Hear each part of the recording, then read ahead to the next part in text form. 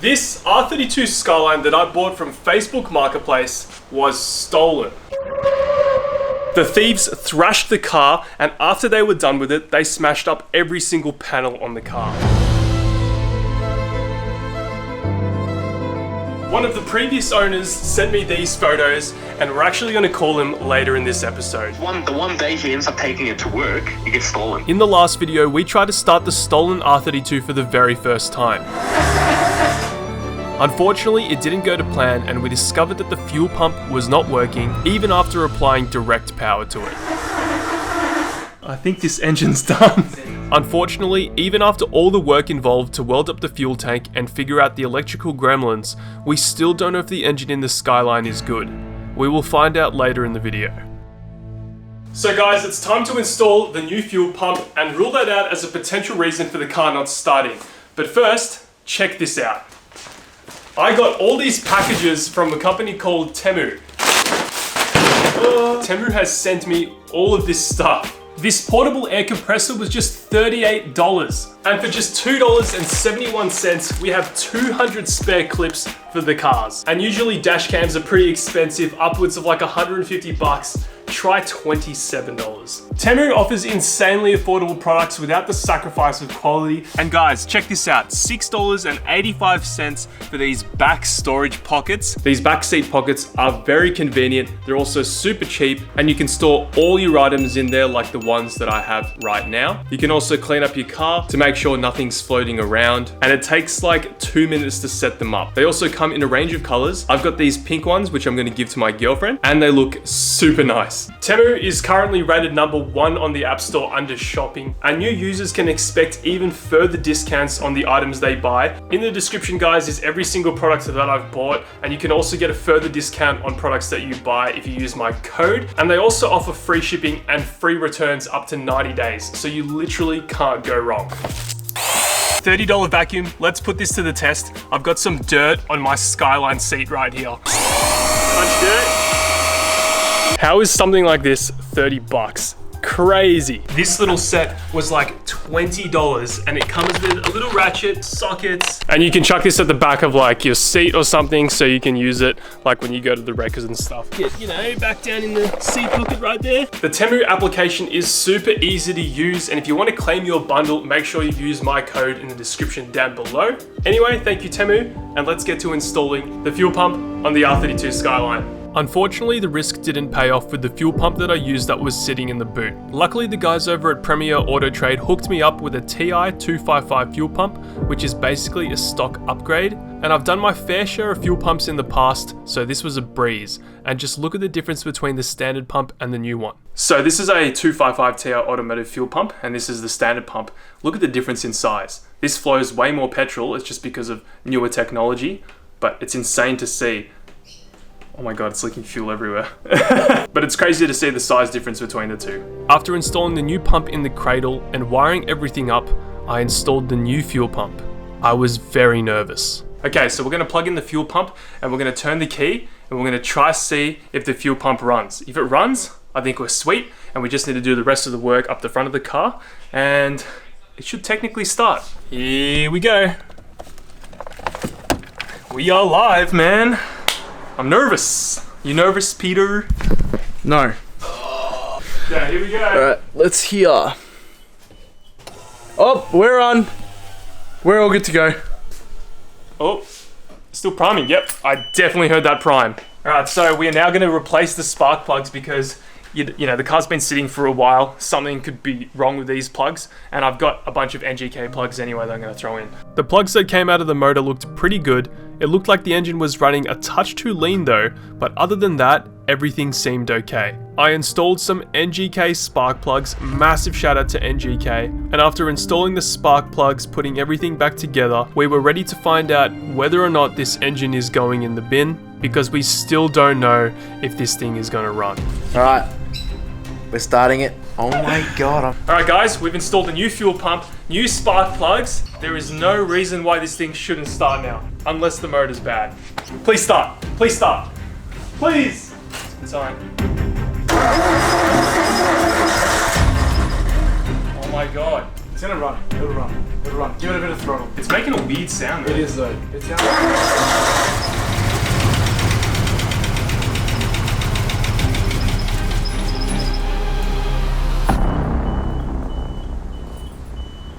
That's a very bad sound. It sounds like a boat. That sounds really, it's misfiring as well. It's misfiring really bad, and when it's a bit cranking, knocky, man. When it's cranking, it sounds like it's full. Remember, the car was stolen. Yep.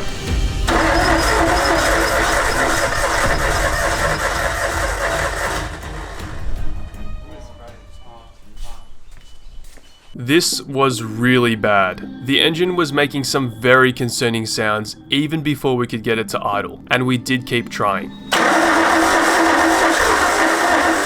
We eventually did get it to idle with my foot pressed all the way down on the pedal, but it was bad. Very bad.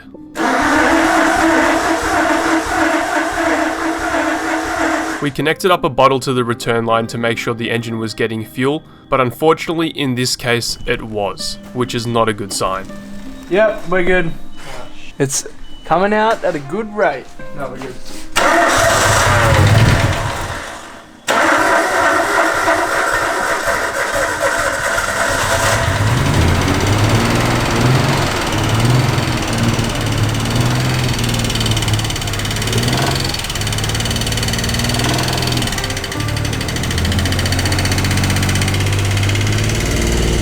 After all that, it only got worse.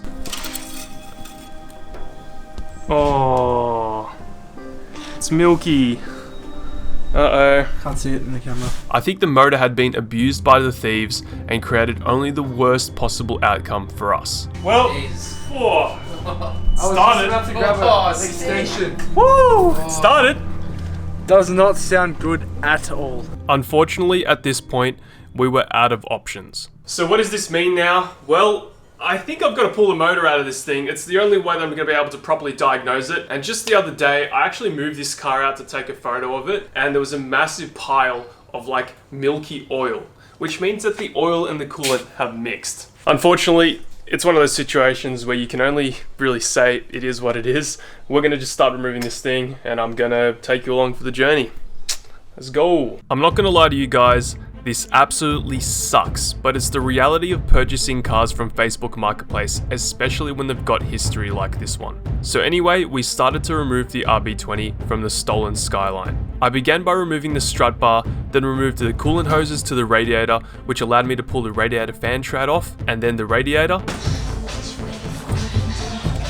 After that, I pulled off all the intercooler pipes and removed the heater core lines. These were a bit tricky considering the age of the car. The hose clamps were very aged and seized up. After that, I started removing all the wiring, which was a bit of a pain in the ass, and I went as far as removing the coil pack cover, but it turns out I didn't even need to do that as the harness separates there.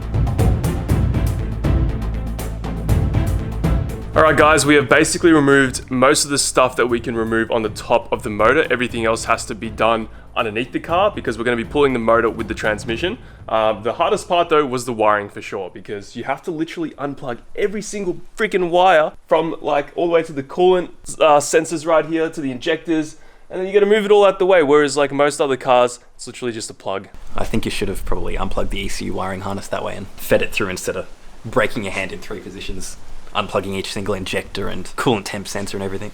Well, I wish I knew that before I started, but it means that I didn't have to like open the door and muck around in there. So the only thing that we're going to leave till last that's on the top is the fuel, because we don't want fuel, you know, filling our noses in the garage while we work on the rest of the car. So we're going to leave that till last. And yeah, let's go. I decided to remove the front bumper because later we're going to need to put an engine crane underneath the car, and I didn't want to damage it as it was a genuine R32 GTR front bumper and they go for a lot of money. This bumper was really tricky to remove and I had to make sure to take my time because I didn't want to damage anything. I then jacked up the car, which was much easier as the jack had clearance now, and then removed the tail shaft. You can open that door, bro. Oh, that's gonna go on my face.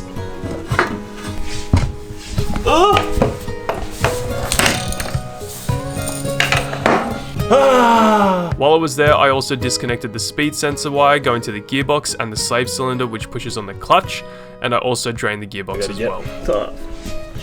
Shortly after, some help arrived.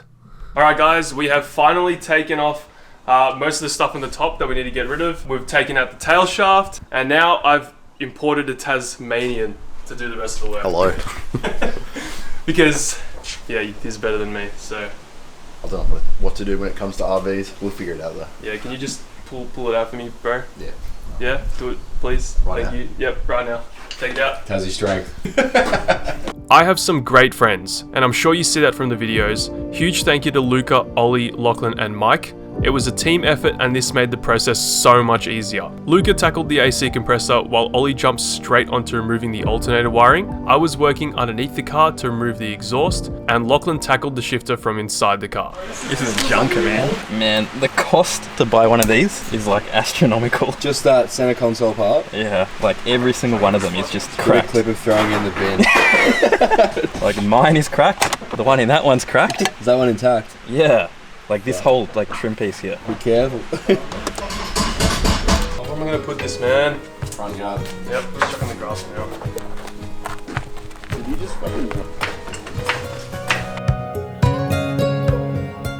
We figured out this strategy when we were removing Lachlan's RB20 from his Skyline. The best way to do this is by lifting up the rear of the car and then lowering the front so the engine is on an angle.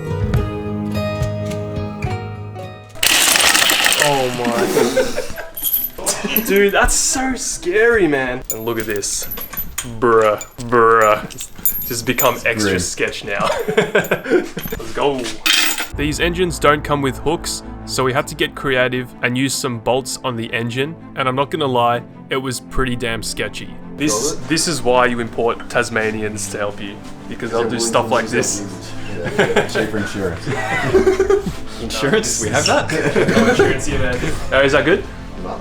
Oh shit. Oh yeah, no. Oh no. Yeah, we're good. Enough. Chilling. Okay, wait up. Box comes out, it's gonna want to fall downwards.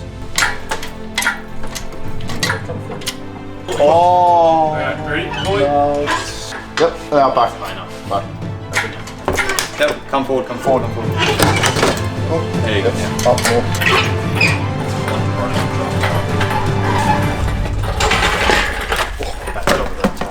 That was our most successful RV pull. Feel. Oh bro, this is sick to finally see this crappy motor out of the car, but I can't give away the plans just yet, but we're going to be putting another motor in this thing, of course. It won't be this thing, but it'll be another thing, so I guess you'll find out soon. Nice. There's actually a little bit of history with this car and me, because years ago, back before COVID, I posted on Instagram that I was looking for a new project car. A follower of mine named Alex, he contacted me because of his brother's stolen R32 Skyline. I really wanted this car years ago, but didn't end up buying it because his brother didn't want to sell it. So every year I contacted Alex hoping that his brother would want to sell it to me. But yeah, unfortunately it didn't end up happening. Fast forward to a couple of weeks ago, I actually got a message from Alex and he was like, bro, that's my brother's car. So his brother must have sold the car to one of his close mates or something, and then I bought it. Anyway, we're gonna call Alex and see what he has to say about his brother's stolen R32 Skyline. And just briefly, a lot of you guys were commenting on my previous video about how it was clickbait and all that, but I'm not kidding, guys. It was actually stolen and abused. Anyway, let's call Alex. Hey, mate. Hey, how you going? Do you have time to chat? Yeah. So, back in the days, I used to work at a car importer when I left school. I wanted to become a mechanic, so Yep. the only job I could get was at this car importer in Dandy. My brother came in to pick me up from there or something like that, and he saw the car. He'd been like freshly imported back then, and this would have been like 2002 or thereabouts. Yeah, the car was just sitting there. It just recently arrived from Japan. It didn't have like had all the writing on the windscreen and all that kind of stuff. Basically. So what happened? What happened when it got stolen? How was it stolen? Yeah. So he's had it for like the past 20 odd years. Yeah. Or plus. The car sat around for a while and like he was not really using it much. The one day he ends up taking it to work, it gets stolen. So basically, he parked No at the front of his way. work. Yeah. At the front of his work, yeah, and he wasn't there. He was out doing deliveries or whatever. Wow. So literally in the middle of the day. Middle of the day, yeah. It was Wow. like this big car park Yeah. in front of all these shops. Yeah. And these guys came in, they parked next to it, and he jimmied the lock, got into the car, and within minutes it was gone. And straight away we put it on Facebook, we put it on Instagram, like everything. Later that day they found the car dumped at some reserve. No way. And it was trashed, like the whole thing, like you saw the photos, like the windows were all broken, and Yeah. you know, I believe that they thought it was GDR. Then they went, hold on, they probably thought they struck gold, yeah. Did you know if the car Yeah. was started at all once you got it back and recovered it? Because So yeah, my brother did say that he did take it to a friend who was a mechanic, yeah. and they had a look, and they feel that something went in the engine. They poured something into the engine. Ah, okay. Yeah, that makes yeah, sense they now. poured something. Unfortunately, Yeah, I'm the yeah. unlucky one to find that out because we had to we literally pulled the motor. It's already out of the did car because like it just left a massive milky oil mixture on the ground Yeah. after trying to start it. Thanks, man. I'll talk to you later. Yeah. See ya. Bye. Well, isn't that crazy? So it turns out our theory was right and the thieves stole the car, then abused it, and probably blew the motor up in the process. It's a shame because this thing was very loved by its previous owner, Alex's brother, and it's a crazy story how I was actually going to buy this thing off Alex's brother years ago, but it never ended up happening, and then the one that I bought turned out to be his. It seems like it was meant to be. And we're going to do this car justice and restore it to its former glory, and then eventually show Alex's brother and get his reaction. That is crazy to know that I am basically the second owner of this car because everyone who has owned this car since Alex's brother hasn't had it on the road. So I'm technically the second owner in Australia, if you want to look at it like that. This has made me appreciate this car so much more because it's got a rich history, and like knowing that it was really loved just makes me want to do this thing justice. And we are going to get this thing painted. We're going to make this thing look nice because, man, look at it. It's just way more complete than this thing. The plan is to take the motor apart, pull the gearbox off, and try to inspect the engine for damage and see what we can find. Thank you guys so much for watching today's video. Super excited. Catch you later. Love you all. Goodbye. It's true, I just can't deny. It's time for me to straighten things out. Alright, we're starting it. Oh my god, I'm No, okay, I'll put stop. Oh.